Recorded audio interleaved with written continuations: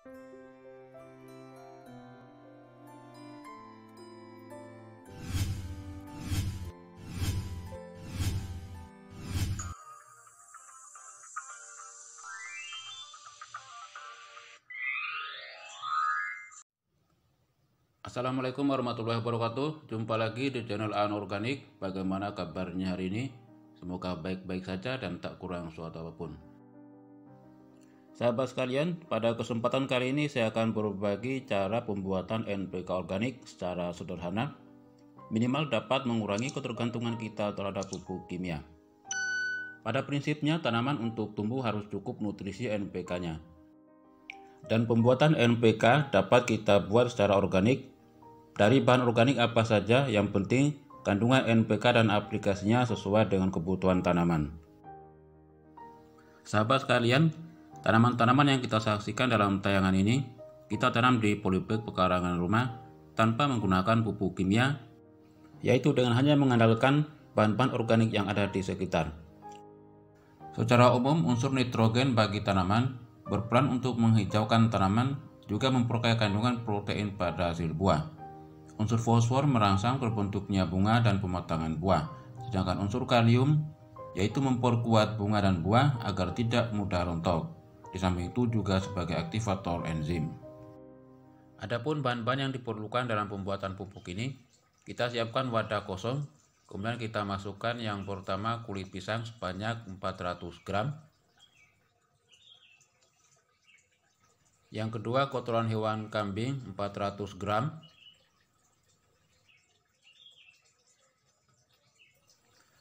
Dari dua bahan yang kita masukkan ini sudah mengandung unsur hara kalium dan nitrogen yang diperlukan untuk tanaman. Yang ketiga, cangkang telur 400 gram.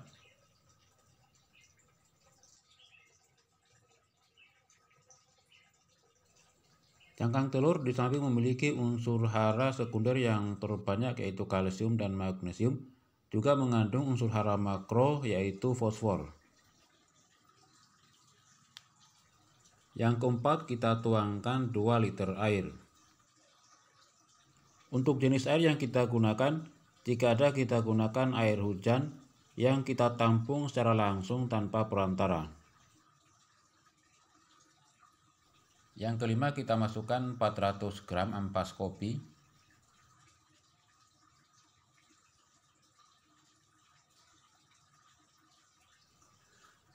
Dan yang keenam, kita masukkan 20 ml E4 ke dalam 100 ml air dan 2 sendok makan gula pasir.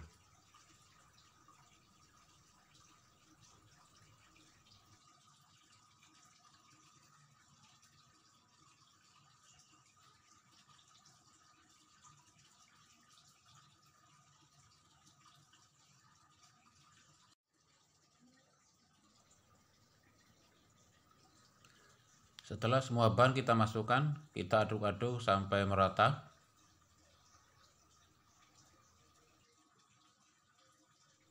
Setelah itu kita tutup dan kita fermentasi selama 14 hari. Setelah 14 hari, kita akan buka seperti apa hasilnya.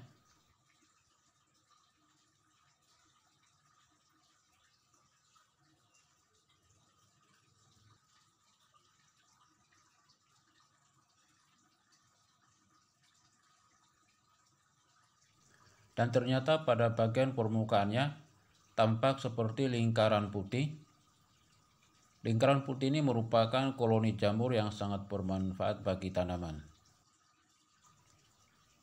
Selanjutnya kita mengaduknya.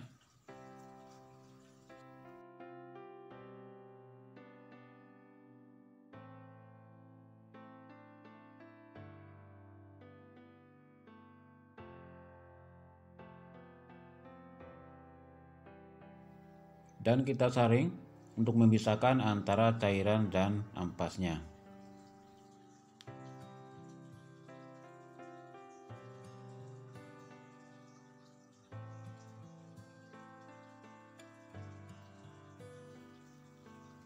Setelah selesai, kita fermentasi lagi bahan-bahan ini untuk yang kedua kalinya. Kita siapkan lagi air 100 ml.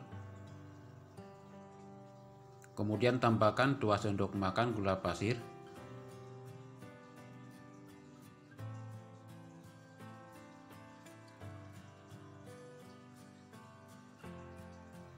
Kita aduk-aduk sampai semua gula pasirnya larut dalam air.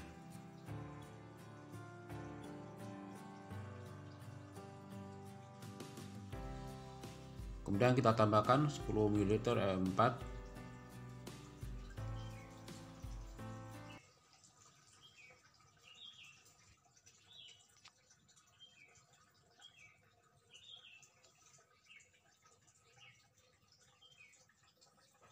Setelah itu untuk fermentasi yang kedua ini kita gunakan wadah botol mineral seperti ini.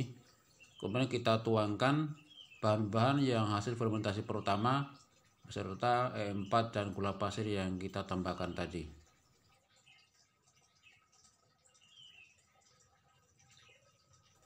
Setelah itu kita siapkan botol mineral berisi air untuk membuang gas hasil fermentasi dari bahan organik yang kita fermentasikan.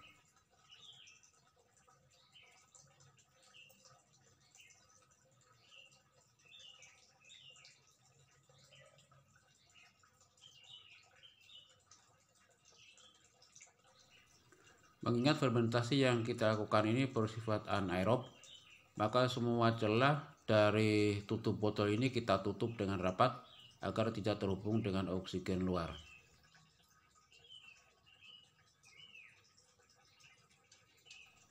Proses fermentasi yang kedua ini juga kita tunggu sampai 14 hari ke depan.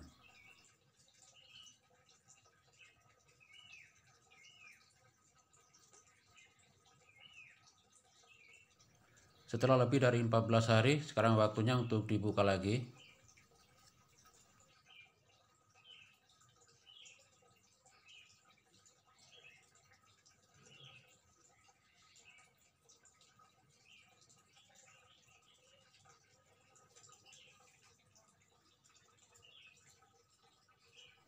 Untuk aromanya khas seperti aroma tape dan lebih matang daripada fermentasi yang pertama.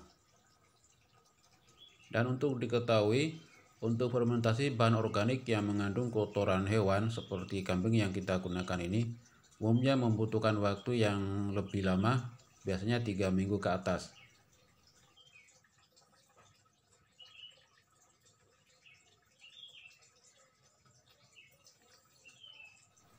Dan selanjutnya sebelum kita saring, terlebih dahulu kita guncang-guncangkan dulu agar endapan pada bagian buah bisa menyatu dengan larutan mol pada bagian atasnya.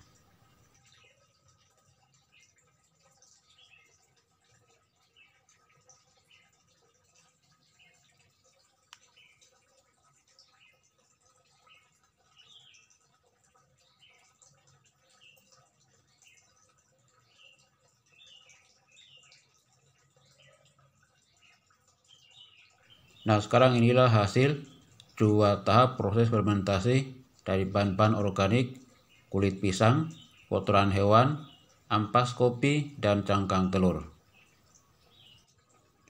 Kita beri label untuk membedakannya dengan mol atau pupuk organik yang telah kita buat sebelumnya.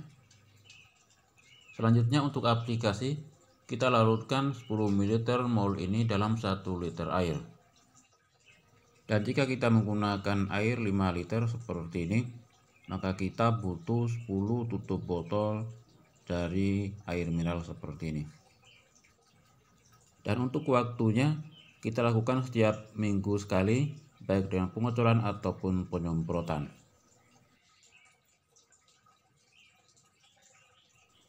Mol ini sangat baik diaplikasikan mulai saat persiapan media tanam hingga tanaman menjelang berbunga.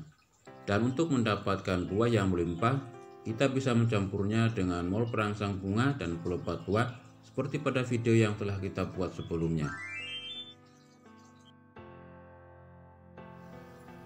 Oke, demikian cara pembuatan mol NPK organik, semoga bermanfaat. Cukup sekian, terima kasih. Wassalamualaikum warahmatullahi wabarakatuh.